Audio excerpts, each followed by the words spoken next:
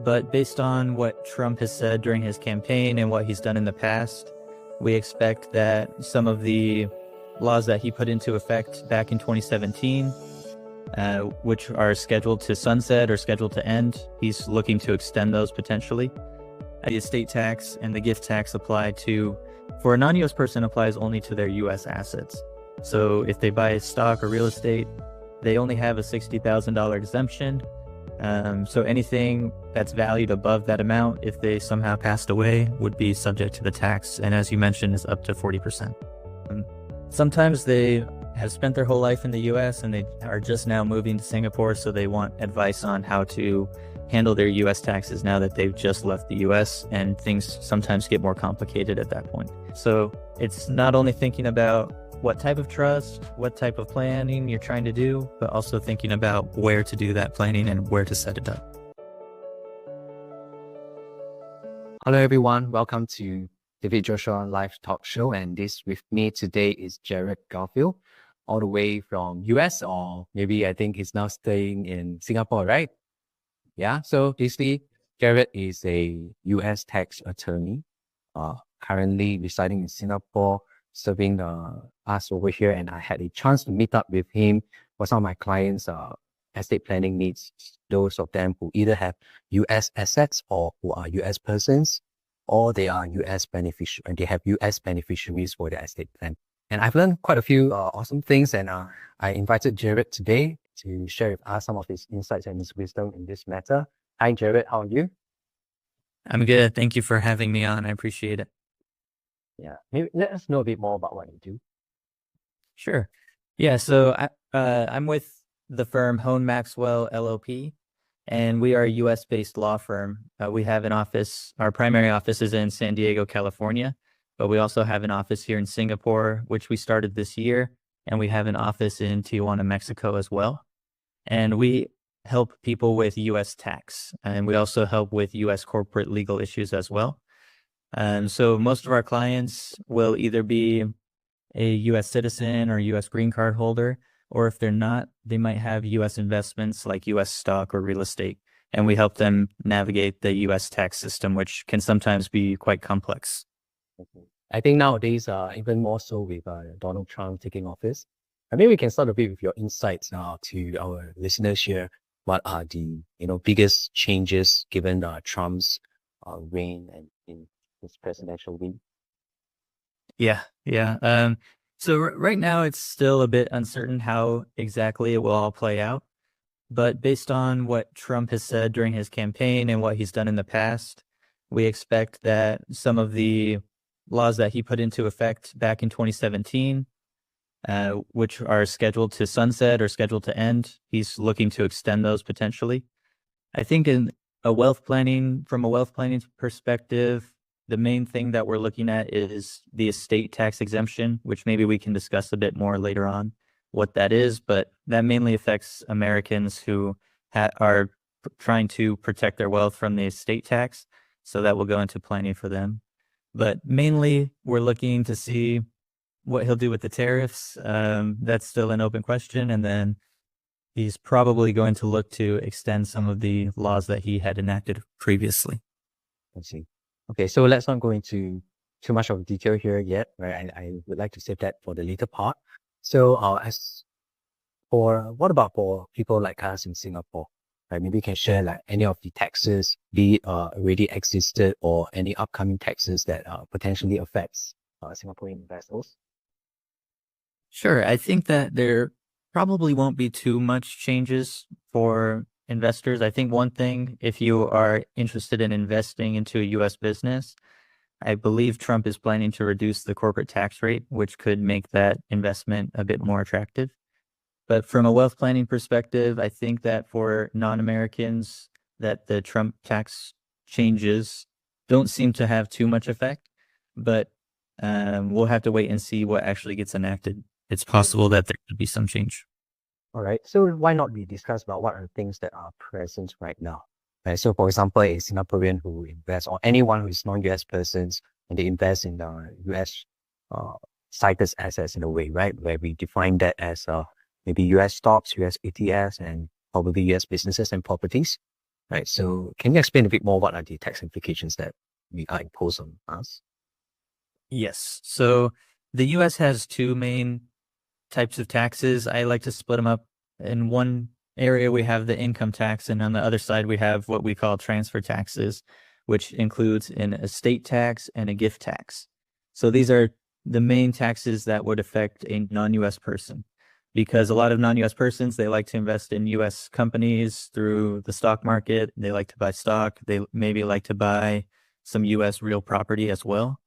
And those assets are subject to the US estate tax and potentially the gift tax as well. So that's the main area of concern, I think, for non-US persons. That's what I get asked about the most in Singapore, is how to plan for that. So there are some things that can be done to plan for it in advance, but it's important to just know that it's a possibility, know that it exists, and then to take action on how you want to plan for that in the future. Okay.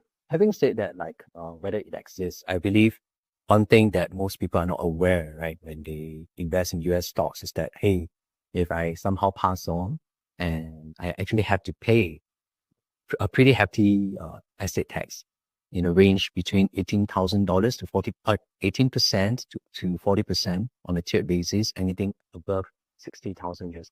Am I right? Yeah. Yes. Yeah. So oh, sorry. Sorry. Yeah. Go ahead. Yeah.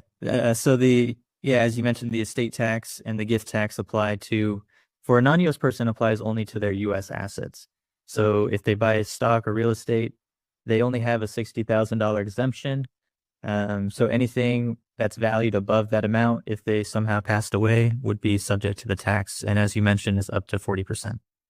In many cases, a lot of word on the streets that I've heard is that, hey, they can just get their spouse or their siblings or their parents to liquidate the holdings of US stocks, for example, upon their passing. Maybe they pass away at 10 a.m. and then their parents will just take it out at 12 p.m. Things like that, right? Have you occurred like such a situation? And do you think the IRS in the US will find out, or maybe the brokerage account would report such a thing? Because in most of the case, I don't think the custodian account would be informed so soon, right? And if how does IRS even backtrack if it's even possible? That is the biggest question I believe a lot of people have.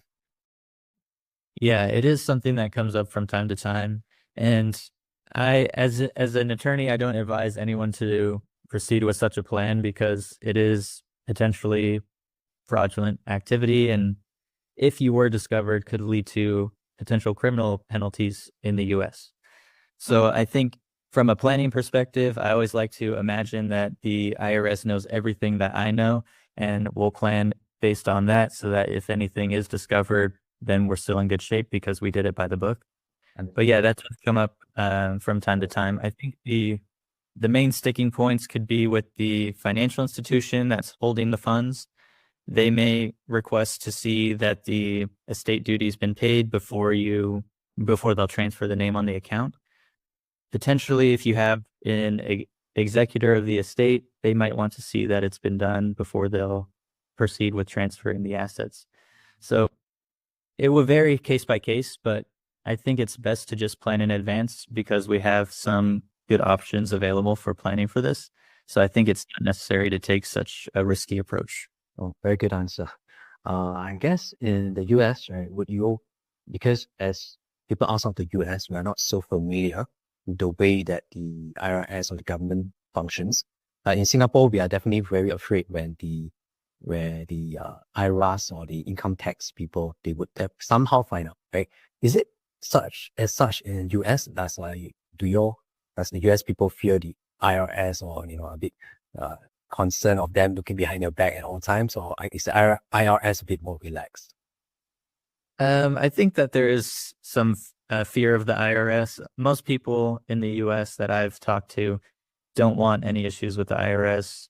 It's just an extra headache that they don't want to deal with. And the IRS does have quite a bit of power to request documentation, to request information from your banks, and to impose penalties or potentially criminal penalties as well. So most people try to avoid that. We do some tax litigation as well. So we help represent clients before the IRS and help them deal with their tax problems. So it's something that we deal with pretty regularly. So we're sort of more familiar with how the IRS works. But I think for the clients, it's oftentimes a pretty scary experience because there could be a lot of money at risk or a lot of time and effort spent fighting penalties. Okay, good advice. I think pretty wise what you said. End of the day, yeah, it's not just about money. It's the time and effort put in that kind of create a unrest in the family, especially after the demise of someone. Yeah. So let's proceed next to share a bit more about what you do on a daily basis, what are the clientele that you made, and how you are able to help them with the solutions that you provide. Yeah. So we provide a range of services because U.S. tax covers a lot of different areas, and we help clients in a lot of different areas of tax. But from Singapore, our main questions relate to the estate tax and the gift tax for non-U.S. persons who have U.S. assets, and also for non-U.S. persons who have maybe a family member, whether they be their child or someone else who they want to include in their wealth succession plan. But they have to be mindful of the U.S. tax elements of this to try to minimize their U.S. tax exposure. So we help quite a bit with that.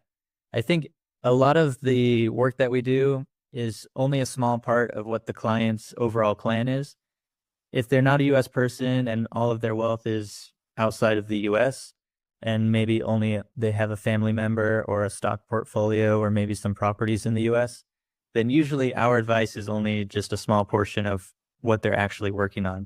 So we partner with estate planners and local tax professionals, local attorneys who can help with the overall planning, and we come in for just the U.S. tax elements and maybe some of the U.S. corporate elements as well. Awesome. So in Singapore so far, like you mentioned, you've been here about a year. What are the people that you meet up with most in your business? Besides, of course, estate planners are one of them. What about clients? Do you see a lot of US people in Singapore inquiring about your services and how you actually help them? Yeah, so we get quite a few inquiries from U.S. persons who are living in Asia, generally, sometimes in Singapore, sometimes in another country in Southeast Asia. Sometimes they have spent their whole life in the U.S. and they are just now moving to Singapore, so they want advice on how to handle their U.S. taxes now that they've just left the U.S., and things sometimes get more complicated at that point. Other times it's someone who is a U.S. citizen or has a green card, but they spent all their life living outside the U.S. Maybe they have businesses outside the U.S. or other assets, and maybe they haven't fully been compliant with their U.S. taxes. So in those types of circumstances, we help those clients get compliant while avoiding as much penalty as possible. So that's sort of more on the compliance side. On the planning side, we work a lot with trust companies and wealth advisors, wealth planners who have a client with U.S. family members or U.S. assets, and they're completing their succession planning or working on their succession plan. And we come in to help advise on the trust structures or the overall planning to make sure that it fits with the U.S. tax objectives as well. Okay, sounds good. Quite interesting what you do. It's a pretty wide range of things. I think I definitely benefited and my clients potentially from your service, right? I think a lot of people who are in Singapore who are a bit more wealthy, they tend to invest in US. I think US is a great place to invest their properties and also their stocks, right? Given it's the largest market capitalization in the world, and a lot of good companies that are there like Facebook, Google, and Apple, and the list just goes on, right? Especially on the AI frenzy on the NVIDIA and things like that. So in your case, talking about trust planning, just now you mentioned on the succession planning part.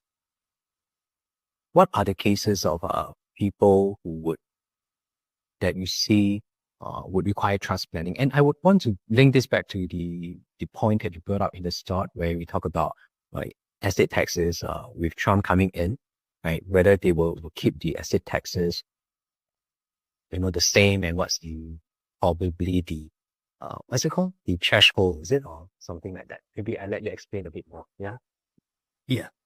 Yeah, so trust planning can come into play in a lot of different circumstances. I think trusts are very flexible. There's lots of different types of trusts. So for a lot of clients, particularly if they have a significant amount of wealth, usually they'll have at least one trust or some type of trust structure set up.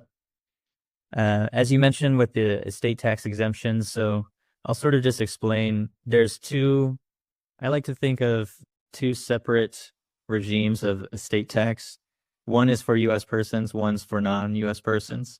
So for a U.S. person, they're subject to the U.S. estate tax on all of their assets worldwide. So it doesn't matter whether it's in Singapore or the U.S. or anywhere else, that the value of that is calculated into their estate. So they also have a larger estate tax exemption. The estate tax exemption is basically the value of the estate that doesn't get taxed. So for U.S. persons right now, it's around 13 million, between 13 and 14. It's supposed to be reduced to half in the beginning of 2026. So beginning 2026, it'll be around 7 million unless Trump changes the law. So they have a larger exemption, but their worldwide assets are subject to the tax. On the other hand, a non-U.S. person, it only applies to their U.S. assets, but they only have the $60,000 exemption. So it's a much lower exemption, but it's only for their U.S. assets. So because of the two totally different regimes of tax, a U.S. person and a non-U.S. person might have different trust planning that they want to do or that they can do. And it also helps to consider where to set up the trust, because in some cases, you might want the trust in the U.S. In some cases, you would want the trust outside the U.S. So it's not only thinking about what type of trust, what type of planning you're trying to do, but also thinking about where to do that planning and where to set it up. Very good. Good for thought. I think we have both had quite a bit of a discussion over the past few weeks and months about which trust is more suitable for which type of clients based on all the assets. And definitely a holistic view is very important. Want to be able to locate geographically where the assets are and what type of assets as well. Right. I think just now I brought up a very good point on estate taxes. But then what about inheritance tax? Is there such does the beneficiaries need to pay any tax and things like that in the US or maybe in Singapore? So in the US, it's only the estate tax and the gift tax. So the estate is technically responsible for paying the tax. The beneficiaries who receive the inheritance don't pay anything, but it's paid out of the estate before they receive anything. I got it. With a gift, it's similar. So for gifts, generally, the person paying the gift is the one who pays the tax, and the person receiving doesn't pay anything. So basically, anyone receiving it will not have to pay anything, no matter where they are in the world, right? Okay, yes. One last point I think I want to bring up to everyone is that in Singapore, our probate process tends to be pretty swift, where someone with a will, they are able to do it quite cost effectively with the court or with the lawyers at within $2,000-3,000 if the assets is below 3 million, and if it's above 3 million, probably about $5,000. However, given that it is uncontested based on current market rate, and however in the US, I understand that it's probably 10 times the fees, right? It's quite high for probate, and at the same time, because Singapore is just a one-state nation, whereas in the US, it's multiple states, and you have your federal government to work with. Therefore, the probate process can take very long, right? Probably a year and two, as if it's even uncontested. And that's where I think trust planning comes to play, where setting up a trust is so much more cost-effective, and it's probably costing, what I understand is probably 10-20% of the fees of the probate, and at the same time, it's immediate, right? Immediate distribution to the family. They do not have to wait for the court to release the monies and things like that. And therefore, there's so much merits for a US person to have a trust, right? Like me in Singapore as well, because having a will, besides cost saving and saving time, having a trust would definitely be able to give to the right person, the right time, the right amount to create the right values, which is something I always share with my clients, right? The 4 rights, right? So it's not just giving them lump sum, but the money could actually mean something. For example, instead of giving $1 million a lump sum, they can allocate, let's say, 50,000 for the kid's marriage, maybe 20,000 per child, and maybe even a fund to buy a car, or maybe a fund for business seed funding, property purchase, and things like that. In Singapore, I think our trust, we can borrow from our trust to buy property. Is it the same in the US as well? Can that be done? In some cases, yeah, it can be done. Yeah, so in fact, pretty much, I guess most of the features that we discussed about is pretty much the same, right? For the setup of the trust. And there's so much merits in setting up a trust that I believe we can pass down not just valuables, but also values. Right? Passing down a legacy of that with last generations is not just about the wealth, this financial wealth that we built, right? So yeah, I think a lot of very famous people in the US, I heard from people like Patrick Bet-David, one of a very big speaker on financial planning, generational wealth planning, also talks about that. So that was just some sharing right on my side on trust planning. Any other things you want to share, Jared, before we end off today's session? Just one last thing I wanted to mention. Since I am a tax lawyer, I usually am thinking about tax all the time, so it's often at the front of my mind. But as you mentioned, trust planning, wealth planning is not just about the money. It's not just about saving tax. There is a lot that goes into it that someone like yourself can help clients with, where you're helping them decide what type of values they want to pass on, who should get the money and when, so that you have the right timing. All of those elements go into trust planning as well. And that's where we work with local advisors like yourself to help clients navigate those issues. And then we come in for the tax elements and we help make the trust as efficient as possible. So you get the best of both worlds. Yeah, so I guess it's just like hand in glove where we work very well together. And I look forward to more collaborations with you, Jared. And I believe today's session definitely benefits so many people. And look to see you again. And I'll be, if there's any more questions that anyone has, feel free to comment and share with us. And we'll be more than happy to engage you and have an individual conversation with you to find out how we can help you and your family in the area of estate planning and also US tax planning. So that's all from us today. Thank you so much for your time. Thank you, Jared. Thank you. Bye.